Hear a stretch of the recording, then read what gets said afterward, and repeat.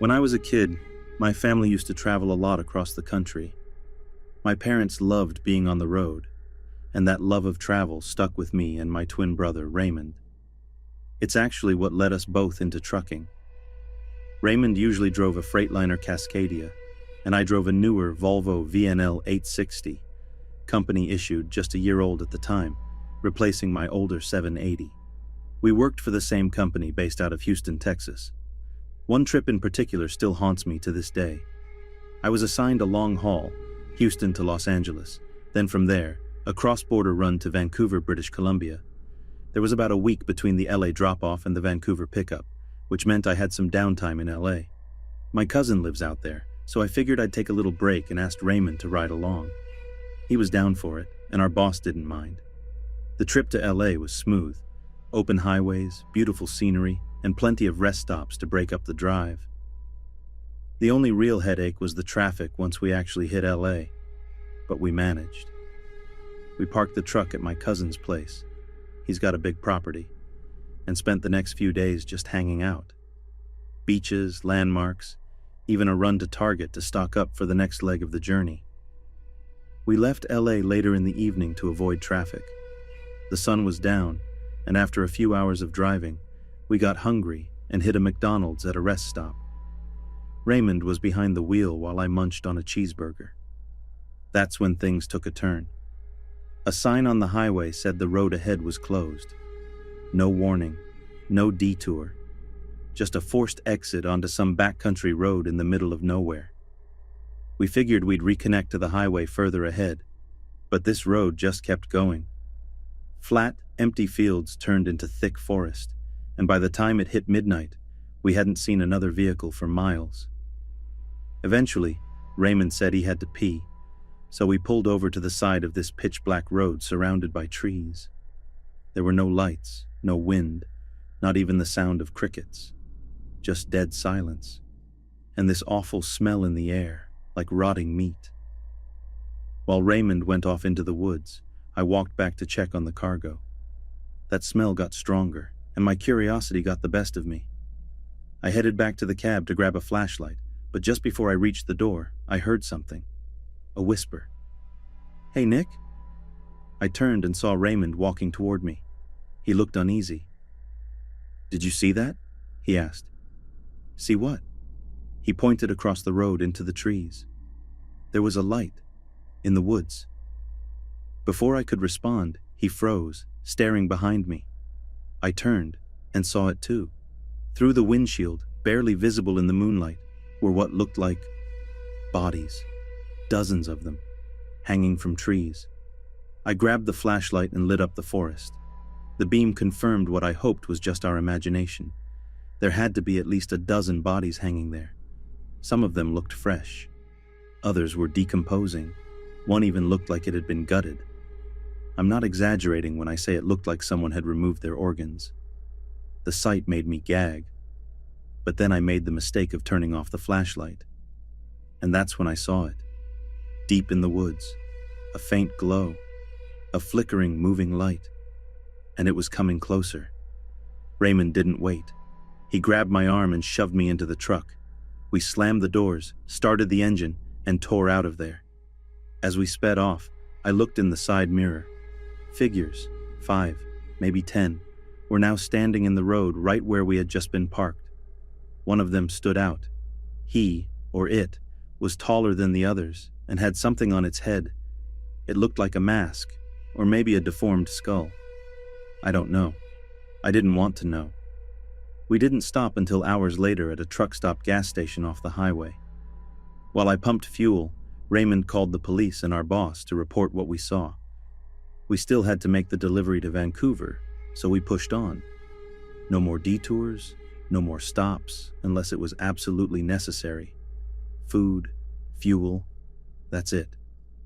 Weeks later, we found out we may have stumbled into some kind of cult territory. There were rumors about them. Sacrifices, organ harvesting, ritual killings. They were supposedly active in some of the more remote regions between California and Oregon. None of it was ever on the news. After that trip, I couldn't shake the image of those bodies. A few weeks later, I quit my job and took a smaller local gig near my town. Raymond kept driving, but something in him changed. He still won't talk about that night.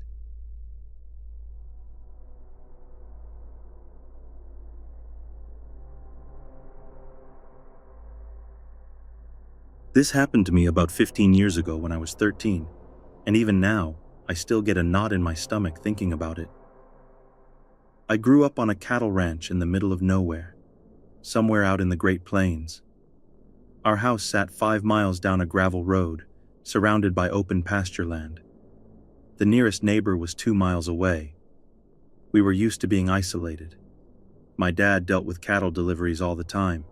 Truckers would bring in shipments and we'd unload them right at the chute. It was routine. That weekend, though, my parents had taken my little sister to Dallas, and I was staying behind to accept a late-night delivery from Nebraska on my own for the first time. I wasn't too worried. I'd done it plenty of times before, just never alone. My dad left me with one piece of advice: don't tell the driver I was by myself. Midnight came and went, and there was no sign of the truck. Around 1 a.m., I finally saw headlights way off in the distance. But the truck didn't pull up. It just stopped in the middle of the road and sat there. For at least 30 minutes. No movement, no one stepping out. Just headlights in the dark. Eventually, it started creeping down the road and pulled up to the loading chute. I went out to meet the driver. Right away, something felt off. This guy looked completely disheveled, clothes covered in dirt and stains, like he'd been living in them for days. He started mumbling about being late, something about a flat tire, then animals on the road, then something about fuel. None of it made much sense. Then he asked how old I was. I gave him a vague answer, something like, old enough to help out, and he just stared at me for a second. Then he launched into this weird, rambling story about his younger years, saying he used to date a girl he later found out was related to him, and apparently he kept seeing her anyway. It was seriously disturbing. The way he talked. Something was just wrong. It felt less like small talk and more like he was trying to get a reaction out of me. I didn't say much, just told him we should start unloading the cattle and that my mom was waiting inside. He grumbled something under his breath, then climbed up to release the first group of animals. I stayed back, counting them as they came off the trailer. That's when things got weirder. He opened the second group, then went inside the trailer to mess with one of the inner gates. A minute later, he yelled out to me, saying he needed help inside. I hesitated. That was something I'd never been asked to do before. No one ever needs help inside those trailers, especially not from a kid. I told him I needed to stay outside to count. He kept insisting. I kept saying no. It was clear he was trying to get me into that enclosed space, and I wasn't having it. After a few more back and forths, he finally gave up and opened the gate. He repeated this same weird tactic with the next 2 compartments, pretending to need help, getting frustrated when I wouldn't step inside. But each time, I just said no. By the time the last group of cattle was off, his entire demeanor had changed. He went from being overly chatty to angry and short-tempered. Then, as if to test me one more time, he told me to climb into his truck cab and grab the delivery slip from his glove box. I wasn't about to turn my back on this guy or get into another confined space with him. I told him to get it himself. He stood there for a second, looking at me, then finally climbed in, grabbed the slip, and handed it to me. I signed it and told him we were done. As soon as he left, I sprinted back to the house. From the window, I watched his truck sit out there in the dark for over an hour before he finally drove off. I didn't sleep until he was gone. That delivery should have taken 20 minutes tops. Instead, it turned into one of the most disturbing experiences of my life. I don't know what would have happened if I'd stepped into that trailer. I'm glad I never found out.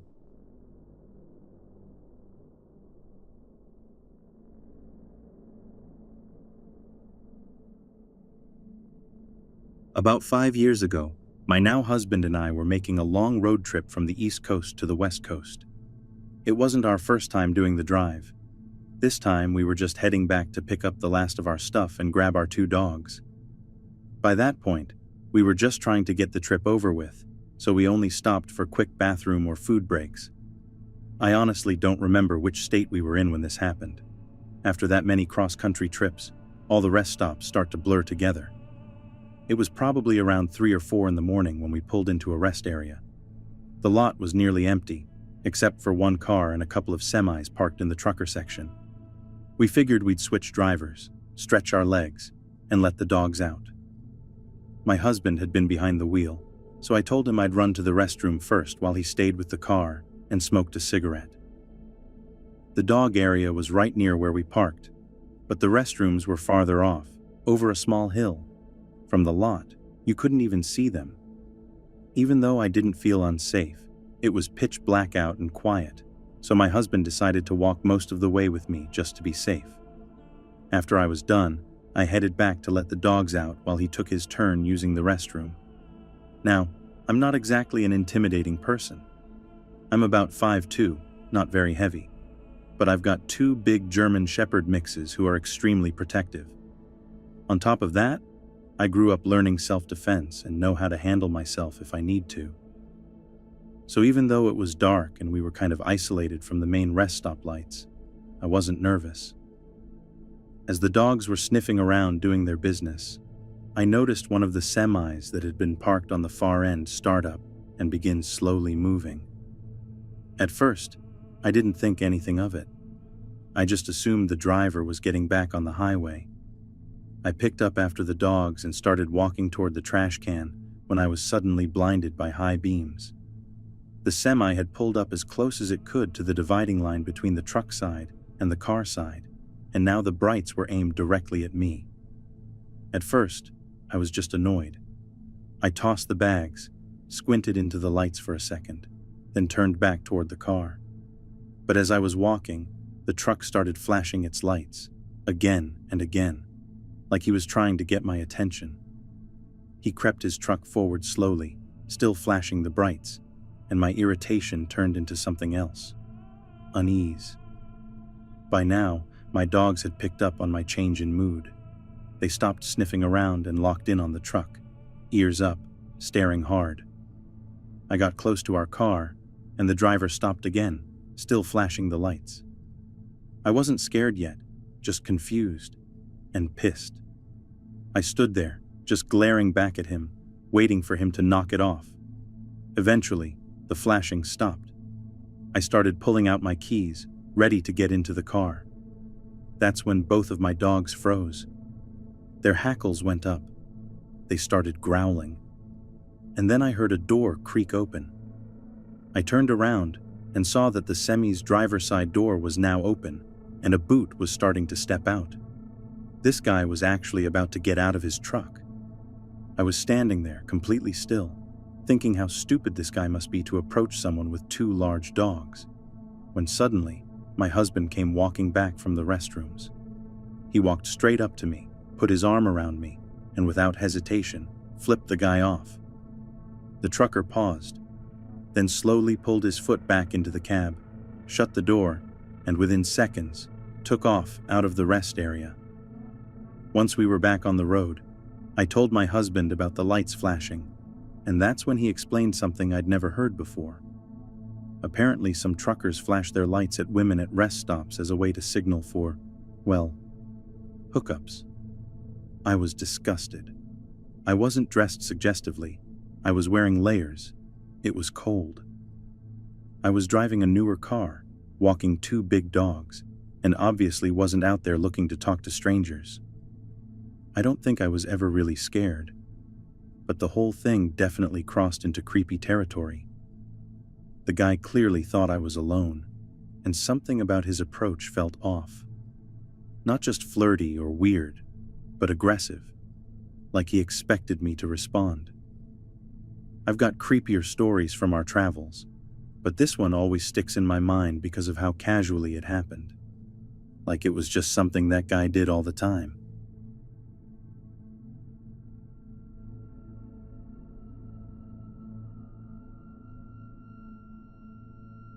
This happened to me a couple of summers ago when I had just turned 18.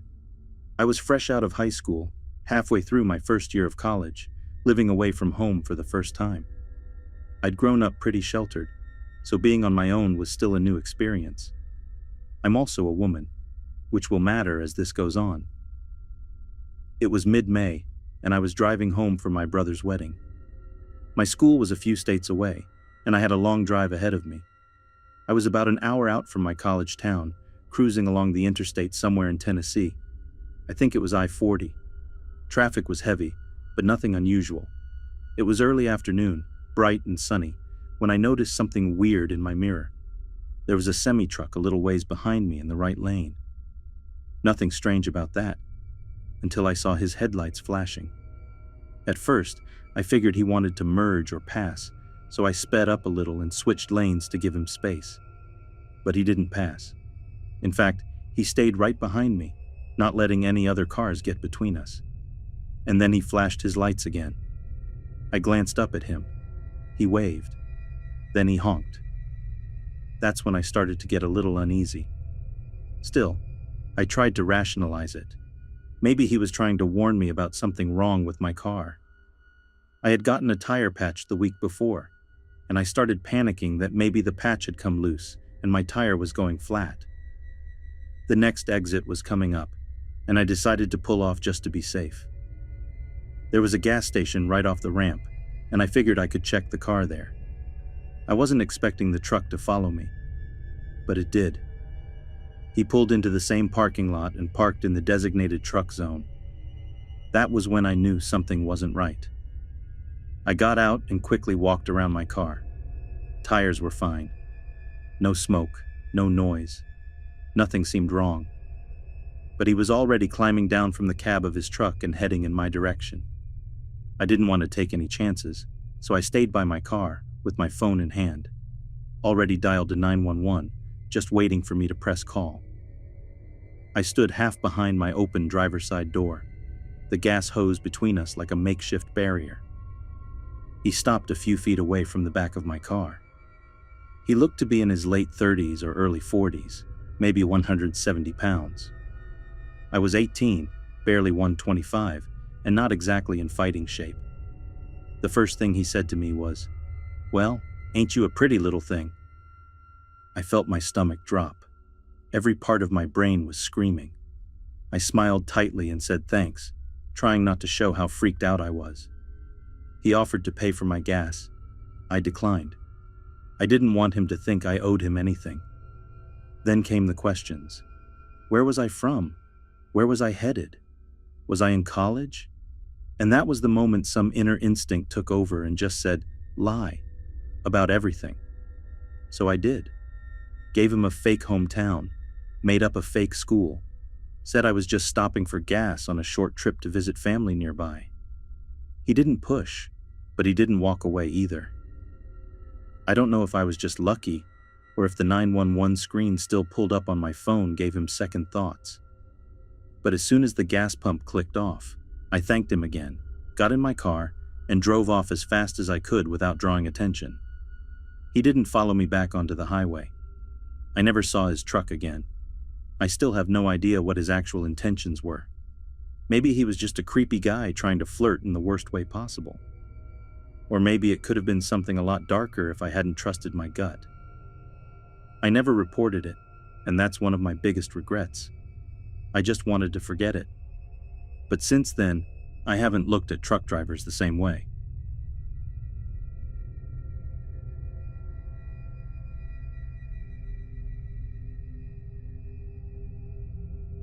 A few months ago, I was heading back to college after visiting my parents for the weekend. It's about a 2-hour drive, and I was alone in my dad's old pickup truck. Just me, some music, and a mostly empty highway. I'm a 21-year-old woman, barely 5'3", not exactly intimidating. I was in the far left lane of a 3-lane highway, just vibing out to the radio, singing along and kind of dancing in my seat like an idiot, just enjoying the drive. That was when I noticed a semi-truck creeping up in the far right lane, going exactly my speed. I stopped dancing, kind of embarrassed that someone saw me acting like a dork. I tried speeding up a little to get ahead of him and out of view, but to my surprise, he sped up too. I looked over to see who it was. The driver, middle-aged, balding, wearing a faded blue t-shirt, was smiling, waving at me. Friendly at first. I gave a small awkward wave back, thinking that would be the end of it. But it wasn't. He merged into the center lane, now just one lane away, and kept waving, flashing this overly cheerful smile. It felt off. I tried speeding up again. He matched me. I slowed down. So did he. No matter what I did, he wouldn't let me get away. If someone came up in his lane, he'd wait until the last possible second, swerve around them, then block me from merging away. He had experience with driving like this. I didn't. He was using the other cars to trap me. For 5 straight miles, I couldn't shake him. And during all of it, he was still smiling, still waving. At one point, he even started holding up one finger, like a number 1 gesture. I have no idea what that was supposed to mean, but the look in his eyes while he did it made my skin crawl.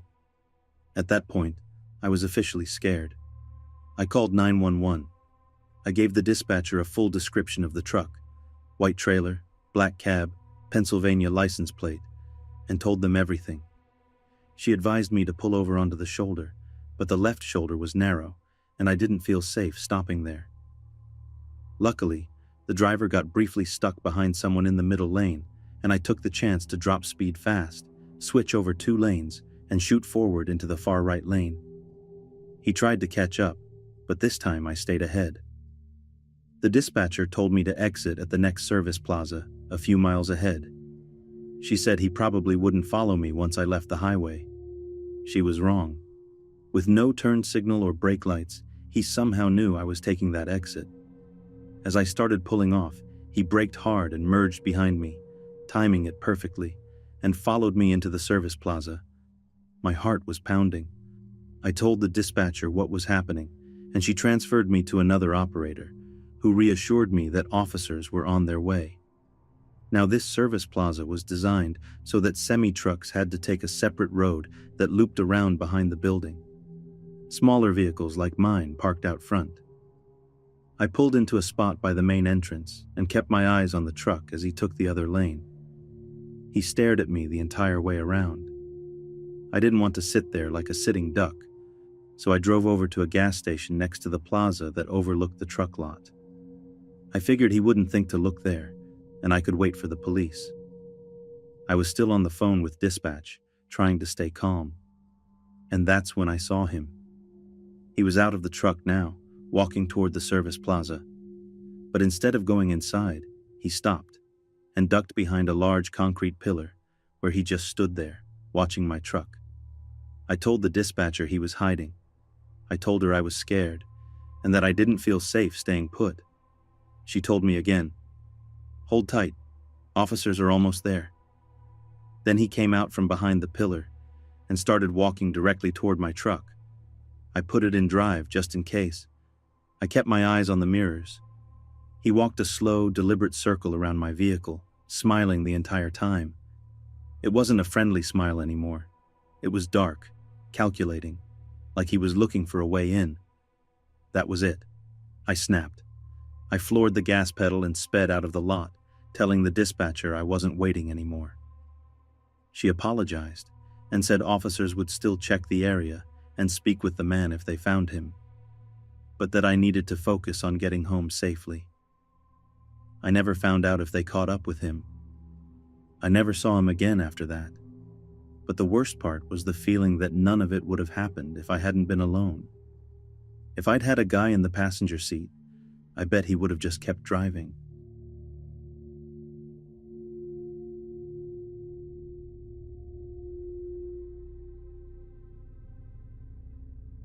I grew up in a small town. Everyone knew everyone, even far from where I lived. So I figured, why not? I grew up here. I know the area. It felt safe. I was on video call with my boyfriend and told him what I was doing. He stayed on the line with me. I didn't bring anything. No taser, no pepper spray, not even the alarm my dad always told me to carry. And yeah, I snuck out. I didn't want my dad to know I was out hunting for weed. It was stupid, but that's where my head was at. So I'm walking. It's pitch black. The streets between my neighborhood and the drop are barely lit. I have to cross railroad tracks, and the only light is from a warehouse in the distance and a few streetlights near the main road. As I get closer to the main road, I see a semi-truck parked on the side. That's not weird. I've seen trucks parked there since I was a kid. But then I hear, "Hola! Hey!" I look over and see a man leaning out of the semi. Hispanic guy, red long sleeve. Looked like almost any other man in town. But his smile, I don't know. It didn't feel right. There was something off. Something behind it. I waved, just being polite. He started speaking to me in Spanish. I don't speak Spanish. Yeah, I know. I grew up in a Hispanic town, but my parents never taught me. So I just kind of called back, "No hablo español," and kept walking.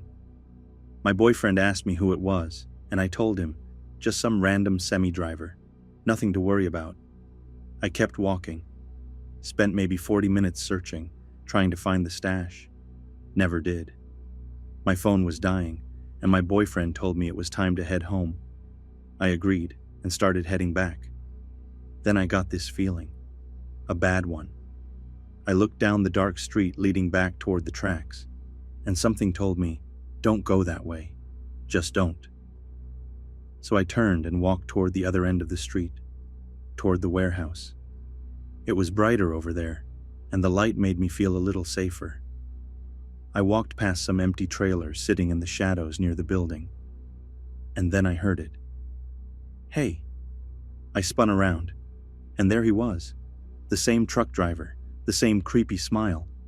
He stepped out from behind one of the trailers, like he'd been waiting. He had one hand jammed in his pocket and was angling his body like he was hiding something. He motioned with his free hand. "Come here." I didn't move. I told my boyfriend, "Wake up your dad. Come get me. Now." I started backing away. My heart was slamming. I tried to think, tried to stay calm. The second he realized I was on the phone, his smile dropped. He looked pissed. Then he started ducking behind the trailers again, like he didn't want to be seen. I turned and ran. Told my boyfriend again, "Come get me, please. Tell your dad. Hurry." I didn't want to call my dad. I was still terrified of getting caught sneaking out. Even with this guy possibly trying to kidnap me, that fear still had a hold on me. That's how twisted the moment was. I ran across the main road to a little mini-mart and ducked behind an ice machine out front. I told my boyfriend I had to hang up, and I called a friend instead. By some miracle, he was out with his girlfriend and told me he'd be there right away. While I waited, I stayed hidden behind the ice machine and peeked out just enough to see his semi-drive slowly past. I saw him scanning the parking lot, looking for me. He stopped for a second, shook his head like he was disappointed, and then drove off. But even with him gone, I didn't feel safe until I saw my friend pull up. The second I got in his car, I broke down crying. His girlfriend held my hand and helped calm me down. They took me home. My boyfriend gave me a small lecture, but honestly, I'll take that any day over what could have happened. That night shattered any illusion I had about being safe because of how I looked. I'd always assumed no one would target me because I wasn't thin, I wasn't pretty, I was invisible. But predators don't care. They don't care how confident you are or what you think makes you safe. They see opportunity and they take it. I was lucky, way too lucky.